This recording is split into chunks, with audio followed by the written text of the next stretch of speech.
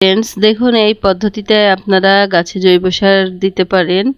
তার জন্য বোতলগুলোকে ফার্স্টে এভাবে কেটে নিতে হবে,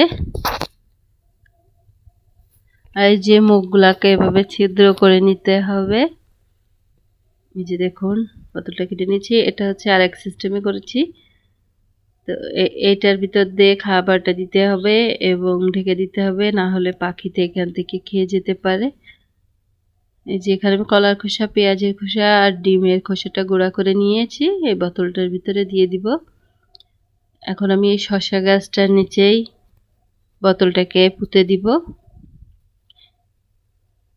সুন্দর করে মাটি দিয়ে আটকে দিতে হবে যেন জলটা একবারে বের হয়ে না যায়, আস্তে ধীরে বের হয়। যে দেখুন এই সিস্টেমে এখন এই যে সারটা পচে আস্তে আস্তে মাটির সাথে মিশে যাবে এবং গাছের খাবার তৈরি করবে। যে আমি লাউ গাছের গোড়াতেও এভাবে দিয়ে দিলাম।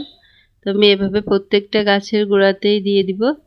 দেখুন আমার গাছটাতে কি পরিমাণে ফুল এসেছে।